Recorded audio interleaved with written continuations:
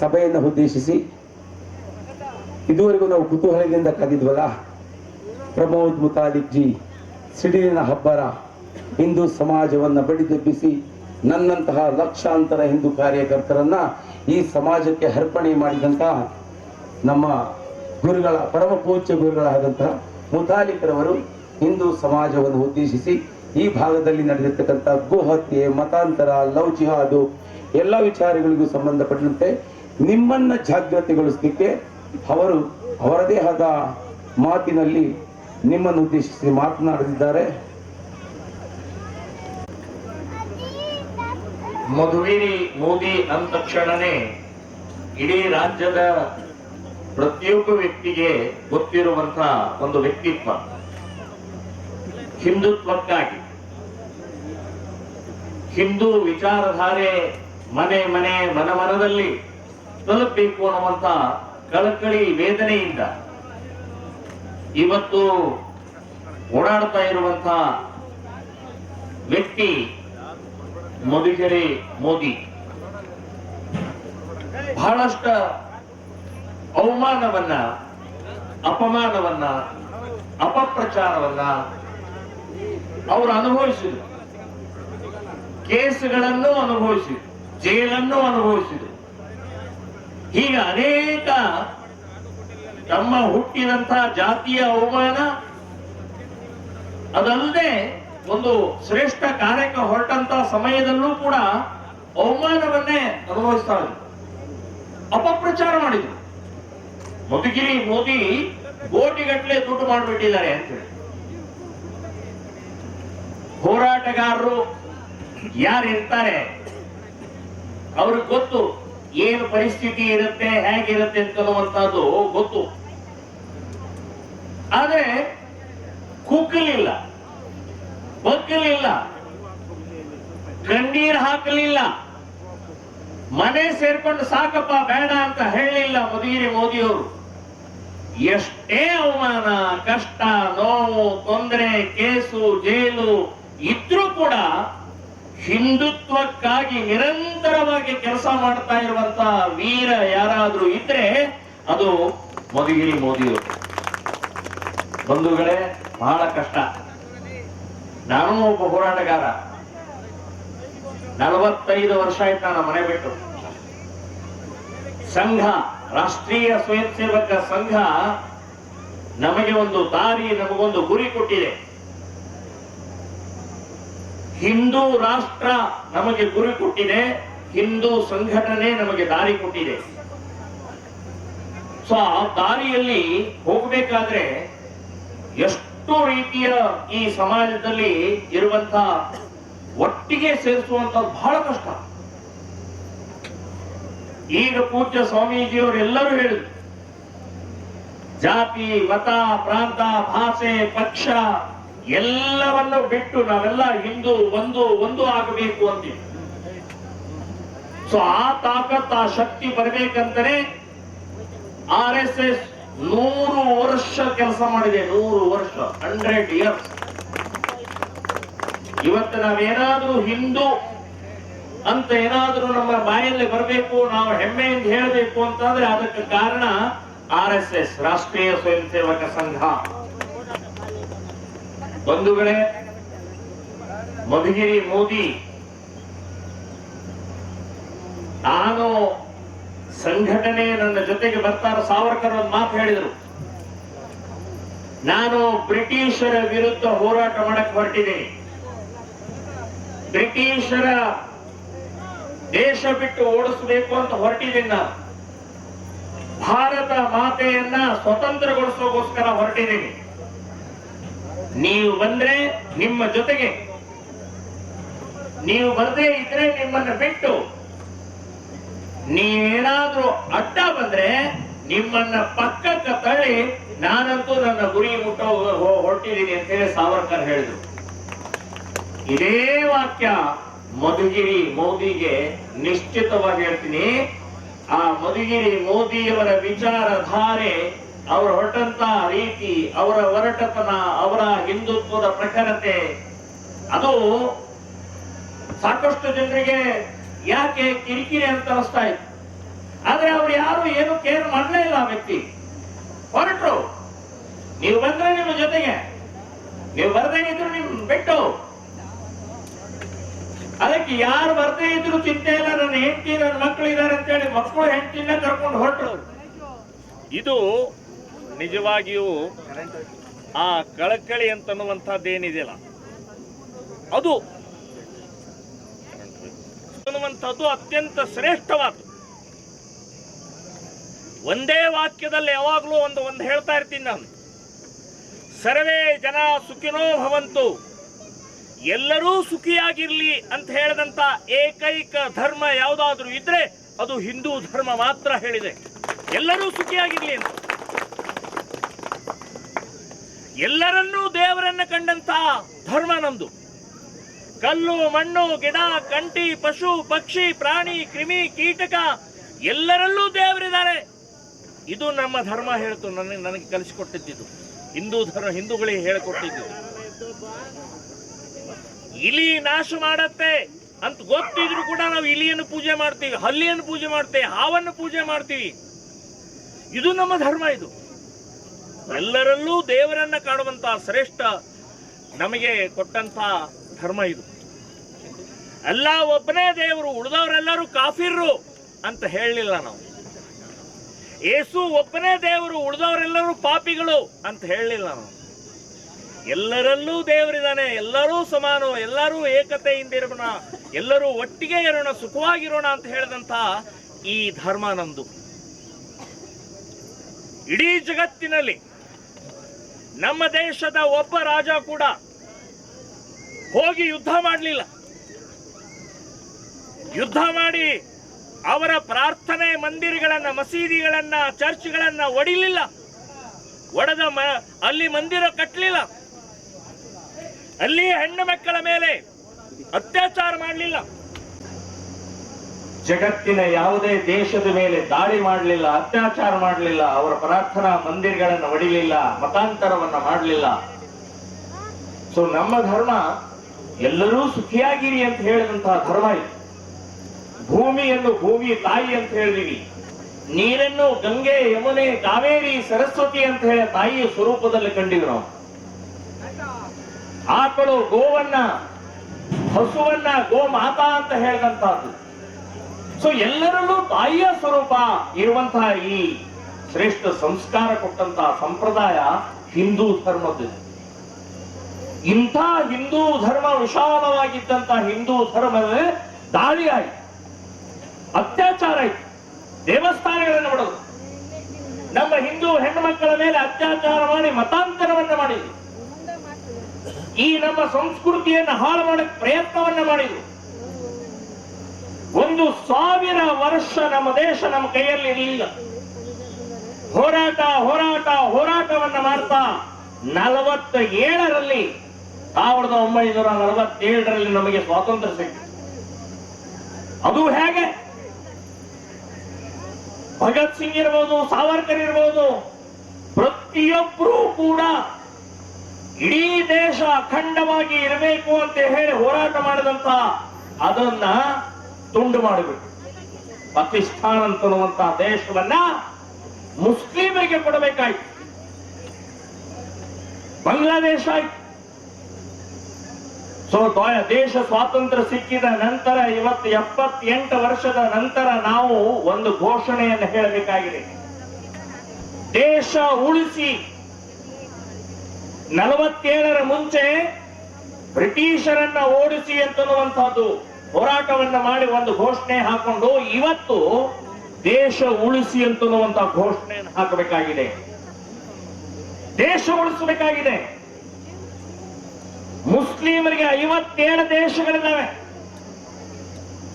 ಕ್ರಿಶ್ಚಿಯನ್ರಿಗೆ 113 ದೇಶಗಳಿದ್ದಾವೆ, ನಮಗೆ ಹಿಂದೂಗಳಿಗೆ ಒಂದೇ ಒಂದು ದೇಶ ಭಾರತ, ಹಿಂದೂಸ್ತಾನ್. ಇದು ಒಂದೇ ದೇಶ ನಮಗೆ, ಇದು ಒಂದೇ ಮನೆ ನಮಗೆ. ಈ ಮನೆಯನ್ನ ಕಾಪಾಡಿಕೊಳ್ಳಬೇಕಾಗಿದೆ, ಈ ಮನೆಯನ್ನು ಉಳಿಸ್ಕೊಳ್ಬೇಕಾಗಿದೆ. ಜಾತಿಯನ್ನಲ್ಲ, ಭಾಷೆಯನ್ನಲ್ಲ, ಪಕ್ಷವನ್ನಲ್ಲ, ದೇಶ ಉಳಿಸಬೇಕಾಗಿದೆ. ದೇಶ ಉಳಿದರೆ ನನ್ನ ಜಾತಿ ಉಳಿಯುತ್ತೆ, ದೇಶ ಉಳಿದರೆ ನನ್ನ ಪಕ್ಷ ಉಳಿಯುತ್ತೆ, ದೇಶ ದೇಶ ಉಳಿದ್ರೆ ಭಾಷೆ ಉಳಿಯುತ್ತೆ, ಅಂತಸ್ತು ಉಳಿಯುತ್ತೆ. ದೇಶ ಇಲ್ಲ ಅಂತಂದ್ರೆ ಏನೂ ಉಳಿಯುವುದಿಲ್ಲ ಅಂತ ಅನ್ನೋದಕ್ಕೆ ಇವತ್ತು ಪಾಕಿಸ್ತಾನ ಜ್ವಲಂತ ಉದಾಹರಣೆ ಇದೆ. 1947ರ ಮುಂಚೆ ಪಾಕಿಸ್ತಾನ ಆಗಿರಲಿಲ್ಲ, ಭಾರತದೇ ಒಂದು ಭಾಗ ಇತ್ತು. ಅಲ್ಲಿ ಹಿಂದೂಗಳಿದ್ರು, ಮಠಗಳಿತ್ತು, ಪೂಜ್ಯರಿದ್ರು, ದೇವಸ್ಥಾನಗಳಿತ್ತು, ಅಲ್ಲಿ ಹಸುಗಳಿತ್ತು, ಗೋಮಾತೆ ಇತ್ತು. ಸೊ ಎಲ್ಲವೂ ಇತ್ತಲ್ಲಿ. 47 ಆಗಸ್ಟ್ 14ನೇ ತಾರೀಕು ರಾತ್ರಿ 12 ಗಂಟೆಗೆ ಪಾಕಿಸ್ತಾನ ಅಂತ ಘೋಷಣೆ ಆದ ಮೇಲೆ ಅಲ್ಲಿ ಹಿಂದೂಗಳ ಕೊಲೆಗಳು, ದೇವಸ್ಥಾನಗಳನ್ನು ಒಡೆದರು, ಹಿಂದೂ ಹೆಣ್ಣು ಮಕ್ಕಳ ಮೇಲೆ ಅತ್ಯಾಚಾರ ಮಾಡಿದ್ರು. ಯಾಕೆ? ಏನ್ ಅಪರಾಧ ಮಾಡಿದ್ರು ಅವರು? ಏನ್ ತಪ್ಪು ಮಾಡಿದ್ರು ಅವರು? ತಪ್ಪು ಮಾಡಿದವರು ಅವತ್ತಿನ ನಾಯಕರು ತಪ್ಪು ಮಾಡಿದ ಪರಿಣಾಮದಿಂದ ಅಲ್ಲಿಯ ಮುಕ್ತ ಹಿಂದೂಗಳು ಅನುಭವಿಸಿದ್ದೇನೋ ಬಲಿದಾನ, ರಕ್ತ, ಅತ್ಯಾಚಾರ, ಲೂಟಿ ತಮ್ಮ ಕಣ್ಣೆದುರುಗಡೆನೆ ಎಲ್ಲ ನಡೆದು ಹೋಗ್ಬಿಟ್ಟು 20 ಲಕ್ಷ ಜನರ ಹಿಂದೂಗಳ ಕಗ್ಗೊಲೆ ಆಗೋಯ್ತು.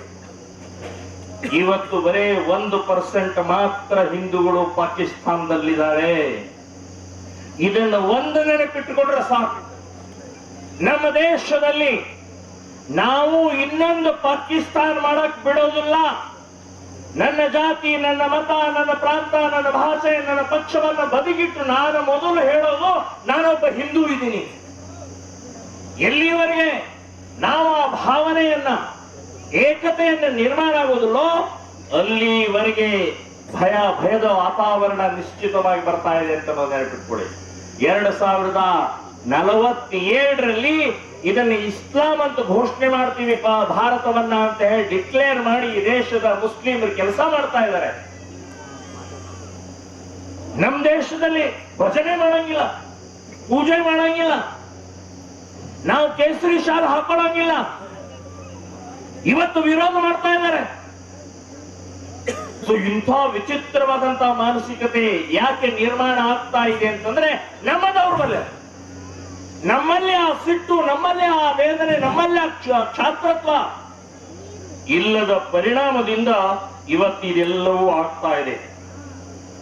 ರಾಕ್ಷಸ ಸ್ವರೂಪಿಯಾದಂತ ಇವತ್ತು ದುಷ್ಟ ಶಕ್ತಿಗಳ ನಾಶ ಆದ್ರೆ ಮಾತ್ರ ನಮ್ಮ ದೇಶ ಉಳಿಯುತ್ತೆ ಅಂತ ನೆನಪಿಟ್ಕೊಳ್ಳಿ.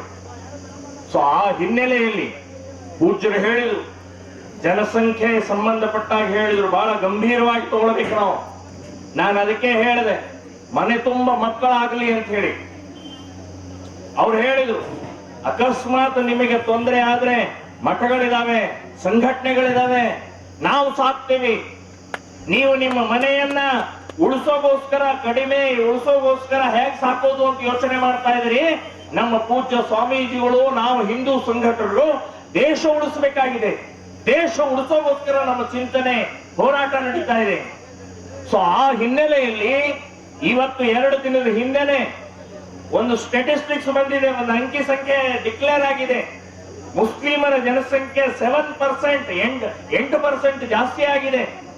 ನಾವು 14% ಕೆಳಗಡೆ ಇಳಿದಿದ್ದೇವೆ. ಇವತ್ತು ಕಾಶ್ಮೀರದಲ್ಲಿ 7 ಲಕ್ಷ ಜನ 33 ವರ್ಷದ ಹಿಂದೆ ಭಾರತ ಸ್ವಾತಂತ್ರ್ಯ ಆದಾಗಲೇನೆ 7 ಲಕ್ಷ ಜನ ಹಿಂದೂಗಳನ್ನ ಕಾಶ್ಮೀರದಿಂದ ಹೊರಗೆ ಹಾಕಿದ್ರು. ಇನ್ನೂವರೆಗೆ ಒಬ್ಬ ಹಿಂದೂನು ಅಲ್ಲಿ ಒಳಗಡೆ ಹೋಗಿ ಕೂತ್ಕೊಳ್ಳಕ್ ಆಗ್ತಾ ಇಲ್ಲ. ಯಾಕೆ ಹೊರಗೆ ಹಾಕಿದ್ರು? ಯಾಕೋ ಹೊಡೆ ಬಂದ್ರು? ಒಂದೇ ಒಂದು ಕಾರಣ, ನೀನು ಹಿಂದೂ ಇದಿ. ಇದನ್ನ ಇಸ್ಲಾಂ ಮಾಡೋರು ನಾವು, ಇದನ್ನ ಮುಸ್ಲಿಮರು ಮಾಡೋರು, ಮುಸ್ಲಿಮ ರಾಜ್ಯ ಮಾಡೋರು.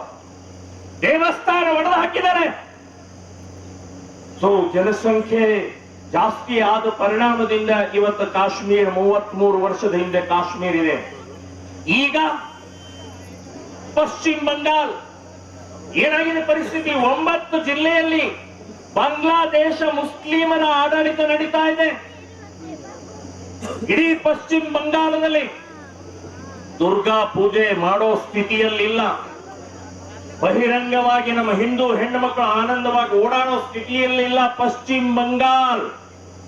ಇನ್ನು ಕೆಳಗಡೆ ಬರೋಣ, ಕೇರಳ 40% ಮಾತ್ರ ಹಿಂದೂಗಳು ಉಳಿದಿದ್ದಾರೆ. ಇನ್ನು 60% ಹಿಂದೂಗಳು ಎಲ್ಲಿ ಹೋದ್ರು? ಓಡಿ ಹೋದ್ರ, ಓಡಿಸಿದ್ರ, ಕೊಂದ್ರ, ಮತಾಂತರ ಮಾಡಿದ್ರ, ಇದನ್ನೆಲ್ಲವನ್ನೂ ಮಾಡಿದ್ರು. 40% ಮಾತ್ರ ಇದೆ. ಅಲ್ಲಿ ಮುಸ್ಲಿಮರ ಜನಸಂಖ್ಯೆ ಜಾಸ್ತಿ ಆದ ಪರಿಣಾಮದಿಂದ ಇವತ್ತಿದೆಲ್ಲವನ್ನು ಅನುಭವಿಸ್ತಾ ಇದ್ದೀವಿ. ಒಂದು ಕಡೆಗೆ ಮುಸ್ಲಿಮರು, ಇನ್ನೊಂದು ಕಡೆಗೆ ಕ್ರಿಶ್ಚಿಯನ್ರು, ಇನ್ನೊಂದು ಕಡೆಗೆ ಕಮ್ಯುನಿಸ್ಟರು, ಬುದ್ಧಿಜೀವಿಗಳು, ನಾಸ್ತಿಕವಾದಿಗಳು, ಇನ್ನೊಂದು ಕಡೆಗೆ ಭ್ರಷ್ಟ ವ್ಯವಸ್ಥೆ. ಹೀಗೆ 4 ಶತ್ರುಗಳು ಈ ದೇಶವನ್ನ ಕಾಡ್ತಾ ಇದ್ದಾವೆ. ನಾವು ನಮ್ಮ ಜಾತಿ ನಮ್ಮ ಮನೆಯಲ್ಲಿ, ನಮ್ಮ ಆಚರಣೆ ನಮ್ಮ ಮನೆಯಲ್ಲಿ, ಜಾತಿಯ ಆಚರಣೆ, ಜಾತಿಯ ಭಾವನೆ. ಪೂಜ್ಯ ಸ್ವಾಮೀಜಿಯವರು ಹೇಳಿದ್ರು, ಜಾತಿಯನ್ನ ನಾಶ ಮಾಡಕ್ ಸಾಧ್ಯನೇ ಇಲ್ಲ. ಇರ್ಲಿ, ನಮ್ಮ ಮನೆಯೊಳಗಿರ್ಲಿ, ನಮ್ಮ ಆಚರಣೆ ಇರಲಿ. ನಾವು ಮನೆಯಿಂದ ಹೊರಗಡೆ ಬಂದ ತಕ್ಷಣ ನೀನ್ ಯಾರು ಅಂತಂದ್ರೆ ನಾನು ಹಿಂದೂ ಇದ್ದೀನಿ ಅಂತ ಹೇಳಿ ಗರ್ವದಿಂದ, ಹೆಮ್ಮೆಯಿಂದ ಎದೆ ತಟ್ಟಿ ಹೇಳುವಂತ ಮಾನಸಿಕತೆ ಈ ಹಿಂದೂ ಸಮಾಜದಲ್ಲಿ ಬೆಳೆಸೋದೇ ಹಿಂದೂ ಸಂಘಟನೆಗಳು ಅಂತ ನೆನಪಿಟ್ಕೊಳ್ಳಿ. ಬಂಧುಗಳೇ, ಇವತ್ತಿನ ಈ ಮದುವೆ ಸಮಾರಂಭದಲ್ಲಿ ನಾವೆಲ್ಲ ಭಾಗವಹಿಸಿದೀವಿ. ಸೊ ನಮ್ಮದೊಂದು ಸಂಸ್ಕೃತಿ ಇದೆ. 16 ಸಂಸ್ಕಾರಗಳಲ್ಲಿ ಇದು ಒಂದು ಶ್ರೇಷ್ಠವಾದಂತಹ ಸಂಸ್ಕಾರ. ನಮ್ಮ ಮನೆತನ ಬೆಳೆಯುವುದು, ನಮ್ಮ ಸಮಾಜ ಬೆಳೆಯುವುದು, ನಮ್ಮ ದೇಶದ ಬೆಳವಣಿಗೆಗೋಸ್ಕರ ಇರುವಂತಹ ಈ ಮದುವೆಯ ಬಂಧನ ಪವಿತ್ರವಾದಂತಹ ಬಂಧನ ಇದು. ಸೊ ಇಂಥ ಒಂದು ಶ್ರೇಷ್ಠ ಬಂಧನದಲ್ಲಿ ನಾವೆಲ್ಲ ಪಾಲ್ಗೊಂಡಿದ್ದೀವಿ. ವಧು ವರರಿಗೆ, ನವ ದಂಪತಿಗಳಿಗೆ ಆಶೀರ್ವಾದವನ್ನ ಮಾಡಿದ್ದೀವಿ.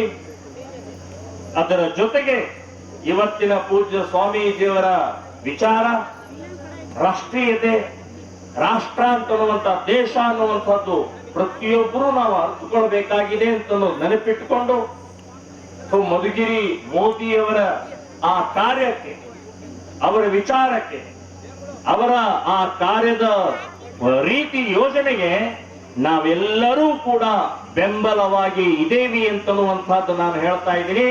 ಇಲ್ಲಿ ಯಾವುದೇ ಆ ಜಾತಿ ಈ ಜಾತಿ ಅಂತನ್ನುವಂಥದ್ದು ಇಲ್ಲ. ಎಲ್ಲರೂ ಮಾಡ್ತಾ ಇರುವಂತದ್ದು ಹಿಂದುತ್ವಕ್ಕಾಗಿ, ಹಿಂದೂ ರಾಷ್ಟ್ರಕ್ಕಾಗಿ, ಹಿಂದೂ ಸಮಾಜದ ಉಳಿವಿಗೋಸ್ಕರ ಅಂತ ನೆನಪಿಟ್ಕೊಂಡು ಜಾತಿಯ ಬಗ್ಗೆ ಹೇಳಿದ್ರು. ಕೆಲವೊಂದ್ಸಲ ನೋವಾಗತ್ತೆ. ಡಾಕ್ಟರ್ ಅಂಬೇಡ್ಕರ್ ಬ್ಯಾರಿಸ್ಟರ್ ಆಗಿದ್ರು. ಅವತ್ತಿನ ಬ್ಯಾರಿಸ್ಟರ್ ಅಂತಂದ್ರೆ ಅತ್ಯಂತ ಉನ್ನತವಾದಂತಹ ಆ ಶಿಕ್ಷಣದ ಸ್ಥಾನ ಅದು. ಬ್ಯಾರಿಸ್ಟರ್ ಆದಾಗಲೂ ಕೂಡ ಅವರನ್ನ ಮನೆಗೆ ಸೇರಿಸ್ಕೊಳ್ತಾ ಇರ್ಲಿಲ್ಲ, ಕಚೇರಿ ಒಳಗೆ ಸೇರಿಸ್ಕೊಳ್ತಾ ಇರಲಿಲ್ಲ, ನೀರು ಕೊಡ್ತಾ ಇರಲಿಲ್ಲ. ಸೊ ಆ ಮನುಷ್ಯ ಡಾಕ್ಟರ್ ಅಂಬೇಡ್ಕರ್ ಎಷ್ಟು ನೊಂದಿರಬಹುದು. ಸೊ ನಾನು ಬ್ಯಾರಿಸ್ಟರ್ ಆದ್ರೂ ಕೂಡ ನನ್ನನ್ನು ಮುಗಿಸ್ಕೊಳ್ಳಲ್ಲ, ನನ್ನನ್ನು ಮನೆಗೆ ಕರ್ಕೊಳ್ಳಲ್ಲ, ನನ್ನನ್ನು ಕಚೇರಿ ಒಳಗೆ ಸೇರಿಸ್ಕೊಳ್ಳಲ್ಲ, ನನಗೆ ನೀರು ಕೊಡೋದಿಲ್ಲ, ಇನ್ನು ಸಾಮಾನ್ಯ ಜನರ ನನ್ನ ಸಮಾಜದ ಕಥೆ ಏನು ಅಂತ ಹೇಳಿ ಸಿಡಿದದ್ದು ಅವ್ರು ಮಾಡಿದಂತಹ ಶ್ರೇಷ್ಠ ಕಾರ್ಯ ಇದೆಲ್ಲ, ಜಾಗೃತಿ ಮೂಡಿಸುವಂತ ಕಾರ್ಯ ಇದೆಯಲ್ಲ. ಇವತ್ತು ಮಾದಾರ ಚೆನ್ನಯ್ಯನವರು ಹೇಳಿದ್ರು, ಅದು ಇವತ್ತು ಬದಲಾವಣೆ ಆಗಿದೆ, ಪರಿವರ್ತನೆ ಆಗಿದೆ. ಮಾದಾರ ಚೆನ್ನಯ್ಯನವರು ಬ್ರಾಹ್ಮಣರ ಓಣಿಯಲ್ಲಿ ಹೋದಂತ ಸಮಯದಲ್ಲಿ ಬ್ರಾಹ್ಮಣರೆಲ್ಲರೂ ಕಾಲು ತೊಳೆದು ಪೂಜೆ ಮಾಡಿದಂತಹ ಬದಲಾವಣೆಯನ್ನು ನಾವು ನೋಡಿದ್ದೀವಿ ಅಂತ ಆಗಬೇಕಾಗಿದೆ. ಮನುಷ್ಯರೇ ಎಂಥ ಕ್ರೌರ್ಯ ರೀ ಅದು, ಅಸ್ಪೃಶ್ಯತೆ ಅಂತನ್ನುವಂಥದ್ದು ಕ್ರೌರ್ಯ. ಅದು ನಾವು ಪ್ರತಿಯೊಬ್ಬರು ವಿರೋಧ ಮಾಡಬೇಕು, ಅದು ತಪ್ಪು ಅನ್ನುವಂಥದ್ದು ಹೇಳ್ಬೇಕು. ದೇವರು ಅನ್ನುವಂಥದ್ದು ಆ ದೇವಸ್ಥಾನ ಈ ದೇವಸ್ಥಾನ ಎಲ್ಲಿದ್ರಿ ಭೇದ? ಇದು ಹೇಗೆ ಬಂದಿದ್ದು? ಇದು ನಮ್ಮಲ್ಲಿ ಇಲ್ಲ, ಇದು ನಮ್ಮ ಶಾಸ್ತ್ರದಲ್ಲಿಲ್ಲ, ನಮ್ಮ ರಾಮಾಯಣದಲ್ಲಿಲ್ಲ, ನಮ್ಮ ಮಹಾಭಾರತದಲ್ಲಿ ಇಲ್ಲ, ನಮ್ಮ ಯಾವುದೇ ವೇದ ಉಪನಿಷತ್ತುಗಳಲ್ಲಿ ಇಲ್ಲ. ಇದು ಅಸ್ಪೃಶ್ಯತೆ ಎಲ್ಲೂ ಇಲ್ಲ. ಆದ್ರೆ ಎಲ್ಲೋ ಮಧ್ಯದಲ್ಲಿ ತೂರ್ಕೊಂಡು ಇಡೀ ಸಮಾಜವನ್ನು ಕುಲಿಯಿಡ್ತಾ ಇರುವಂತಹ ಈ ಜಾತೀಯತೆಯನ್ನ ತೊಡಗಿಸುವಂತಹ ಕೆಲಸ 100 ವರ್ಷ RSS ನಿರಂತರ ಮಾಡಿದೆ. ಅದಕ್ಕೆ ನಾವೆಲ್ಲರೂ ಕೈ ಜೋಡಿಸಿದ್ದೀವಿ. ಇವತ್ತು ನಾವು ಯಾಕೆ ಹೇಳ್ತಾ ಇದೀವಿ? ಹೆಮ್ಮೆಯಿಂದ ಹೇಳ್ತಾ ಇದ್ದೀವಿ. ಇವತ್ತು ಪರಿವರ್ತನೆ, ಬದಲಾವಣೆ ನಮ್ಮವರಿದ್ದಾರೆ ಅವರು ಅಂತ ಹೇಳಿ. ಈ ಅಸ್ಪೃಶ್ಯತೆಯ ದುರ್ಲಾಭವನ್ನ ಕ್ರಿಶ್ಚಿಯನ್ರು ತಗೊಳ್ತಾ ಇದ್ದಾರೆ. ಕ್ರಿಶ್ಚಿಯನ್ರು ಹೇಳ್ತಾರೆ, ನಿಮಗೆ ನಾವು ನಿಮ್ಮ ದೇವಸ್ಥಾನದಲ್ಲಿ ಸೇರಿಸ್ಕೊಳ್ಳಲ್ಲ, ನಾವು ನಮ್ಮ ಚರ್ಚ್ನಲ್ಲಿ ಸೇರಿಸ್ಕೊಳ್ತೀವಿ ಅಂತ ಹೇಳಿ.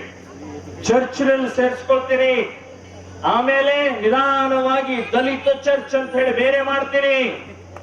ಆ ಚರ್ಚ್ನೊಳಗೆ ಅವ್ರದೇ ಪ್ರತ್ಯೇಕ ಚರ್ಚ್ ಆಗತ್ತೆ.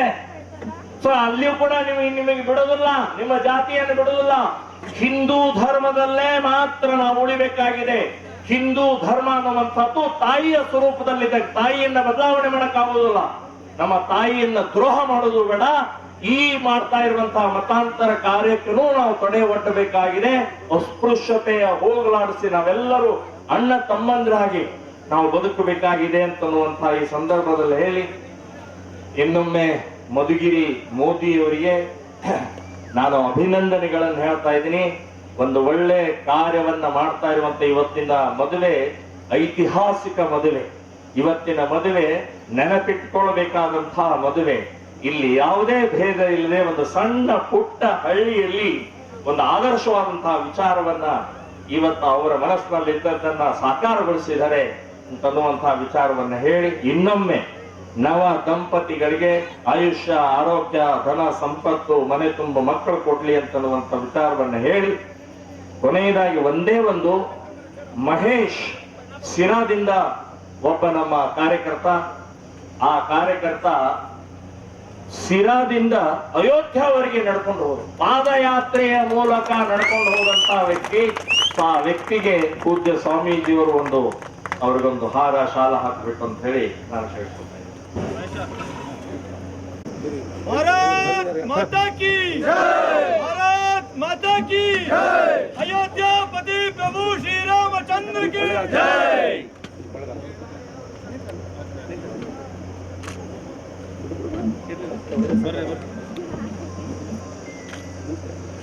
ನಿಂತ್ಕೊಳ್ಳಿ, ಹಾಗೆ ನಿಂತ್ಕೊಳ್ಳಿ. अयोध्यापति प्रभु श्री रामचंद्र की जय, अमर सुत हनुमान की जय, सीता माता की जय, गंगा माता की ದಯವಿಟ್ಟು ಕ್ಷಮಿಸಿ, ನಾನು ಒಬ್ಬರದ್ದು ಉಲ್ಲೇಖ ಮಾಡೋದು ಮರ್ತೋಯ್ತು ನನಗೆ. ನಮ್ಮ ವಕೀಲರು ಮಧುಸೂದನ್ ಅಡಿಗರು ಇಡೀ ಜೀವನ ಪೂರ್ತಿ ಹಿಂದೂ ಇದೆ, ಅದು ಮಧುಸೂದನ್ ಅಡಿಗರು. ಅವರಿಗೂ ಕೂಡ ನಾನು ಅಭಿನಂದನೆಗಳನ್ನು ಹೇಳ್ತಾ ಇದ್ದೇನೆ.